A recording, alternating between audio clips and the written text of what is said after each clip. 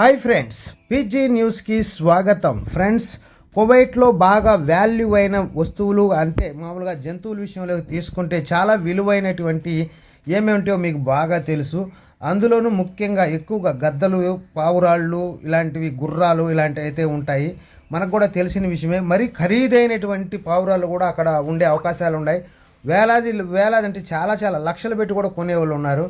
మరి అటువంటి కేసు మన దాకా వచ్చింది. ఫ్రెండ్స్, ఈ వివరాలు తెలుసుకునే ముందు ఫ్రెండ్స్, మన ఛానల్ కొత్తగా చూస్తున్నవారు ఛానల్కు సబ్స్క్రైబ్ చేసుకోండి, వీడియోకు లైక్ చేయండి, మీ ఫ్రెండ్స్కి కూడా షేర్ చేయండి.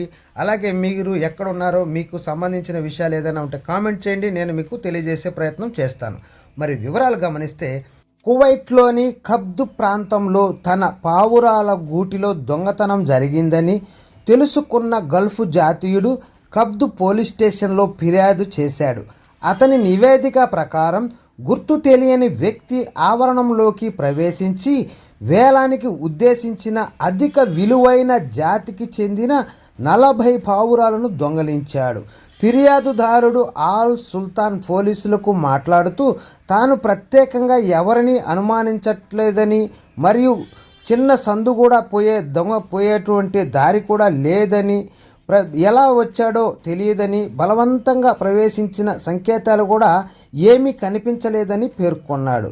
దొంగ చుట్టుపక్కల గోడ ఎక్కి ఆవరణలోకి ప్రవేశించి దృష్టిని ఆకర్షించకుండా పక్షులను దొంగిలించడానికి అనుకూలతను అనుసరించాడని ఆయన అన్నారు. నేరస్తుడిని గుర్తించడానికి మరియు దొంగిలించబడిన పావురాలను తిరిగి పొందడానికి అధికారులు దర్యాప్తు ప్రారంభించారు. ఈ విధంగా అయితే దొంగతనం జరిగినట్టుగా మనం ఇక్కడ గమనించవచ్చు ఫ్రెండ్స్. మరి ఈ పావురాల అధికారికి దొరకాలని కూడా మనం కూడా కోరుకుందాం. Okay friends, by, take care. Don't forget to subscribe, like, share. Thanks for watching.